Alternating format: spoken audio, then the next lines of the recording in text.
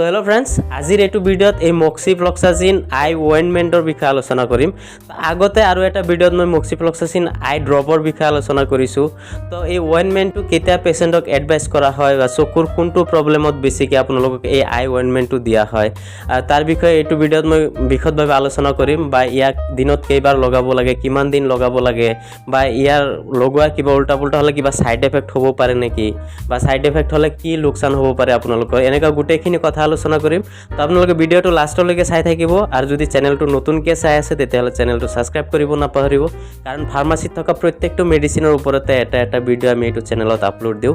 তো যদি আপোনালোকে ফাৰ্মাচী শিকিব বিচাৰে, যদি মেডিচিনৰ কথা জানিব বিচাৰে, তেতিয়াহ'লে আপোনালোকে চেনেলটো ছাবস্ক্ৰাইব কৰিব আৰু কাষৰ বেল আইকনটো প্ৰেছ কৰি থ'ব নাপাহৰিব। তো ফ্ৰেণ্ডছ, এইটো যে মক্সিফ্লক্সাচিন যিটো অইণ্টমেণ্ট আছে, অইণ্টমেণ্টটো আপোনাৰ এইটো ছেমি চলিড হয়, এইটো জেলিৰ নিচিনা থাকে।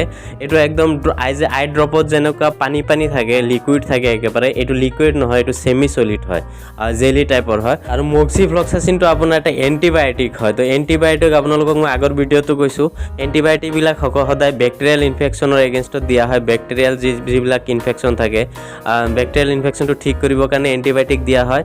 তো এই মক্সিফ্লক্সাচিন আই অইণ্টমেণ্টটো আপোনাৰ চকুৰ যিবিলাক বেক্টেৰিয়েল ইনফেকশ্যন হয়, চকুত বেক্টেৰিয়েল ইনফেকশ্যন হৈ গ'লে এই আই অইণ্টমেণ্টটো দিয়া হয়। যেনেকুৱা আপোনাৰ কনজাক্টিভিটিছৰ প্ৰব্লেম হয়, কেইদিনমান আগতে চকুৰ যিটো ইনফেকশ্যন হৈ গ'ল গোটেই অসমত, ইণ্ডিয়াত। তো এই কনজাক্টিভিটিছৰ প্ৰব্লেমত য'ত বেক্টেৰিয়েল ইনফেকশ্যন হৈ গ'লে চকুটো ৰঙা হৈ যায়, চকুটো আপোনাৰ খোজাই থাকে, চকুৰ পৰা ডিছচাৰ্জ হৈ থাকে, ৱাটাৰী বা য়েল্ল' ডিছচাৰ্জ ওলাই থাকে চকুৰ পৰা। তো এনেকুৱা এই প্ৰব্লেমত এই আপোনাক আই অইণ্টমেণ্ট দিয়া হৈছিলে পেচেণ্টক।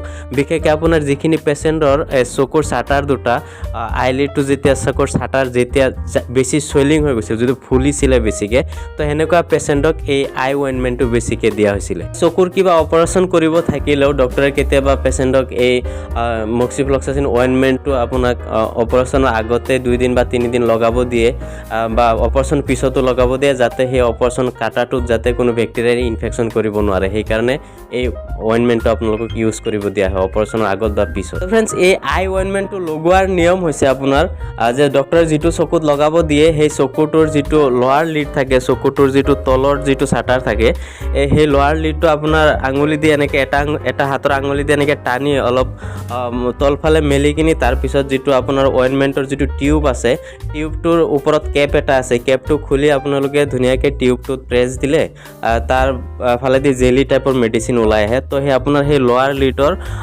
আৰু চকুৰ মাজত জেগাখিনিত আপোনালোকে মেডিচিন চেপি কিনি তাতে মেডিচিনটো লগাই দিব লাগে। আৰু মেডিচিনটো আই অইণ্টমেণ্ট লগোৱাৰ পিছত সদায় আপোনালোকে অলপ টাইম চকুটোক ৰেষ্ট দিব লাগে, 1-1.5 ঘণ্টা টাইম ৰেষ্ট দিব লাগে।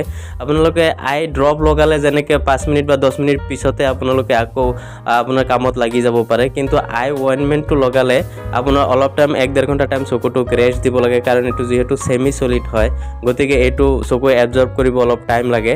গতিকে আপোনালোকে এই আই অইণ্টমেণ্টটো লগালে অলপ টাইম আপোনালোকে চকুটোক ৰেষ্ট দিব, 1-1.5 ঘণ্টা টাইম।